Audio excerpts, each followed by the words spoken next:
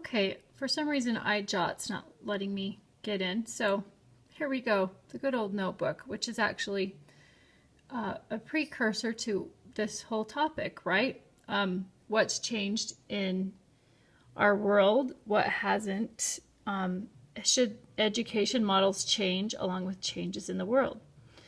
So this is my view of what's going on, what's changed in society over the last, let's just say 50 years.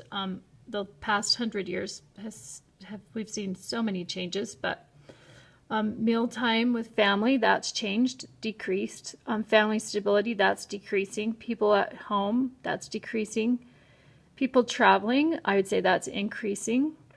Communication, well, the forms of communication have increased. I'm not sure if the depth of communication has or has not. In some respects, probably yes. The depth of communication has increased, or the breadth, maybe even topics that we communicate about now.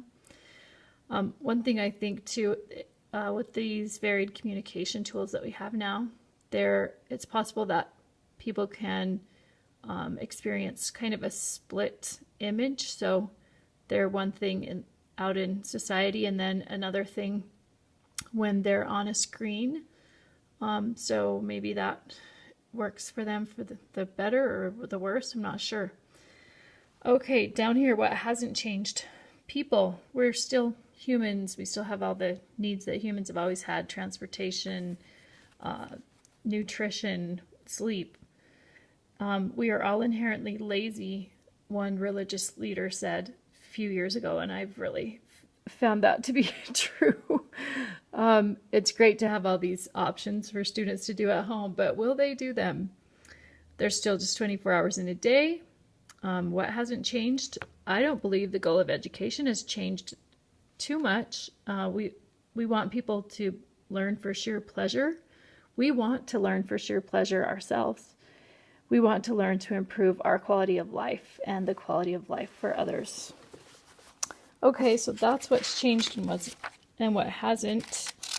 And that leads us to these other questions. What's working and what isn't in public education? And I'm not going to even attempt to answer these because it's so varied, but I guess the assignment is to answer these, right? So I've been telling my students to take a look at this guy, right? Steve Jobs. I just looked up for sure to see that he was a student. He was a public education student in America.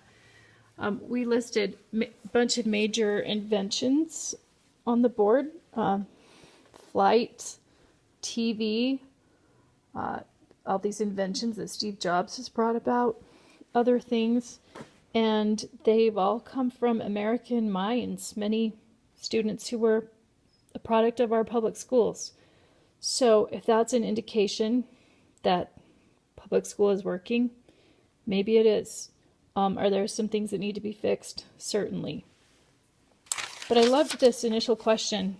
We want to get kids involved in deep conversation and reflection. And truthfully, if you go back 100 years to when the family owned a farm, I would imagine there was quite a lot of opportunity for deep conversation and lots of time for reflection there.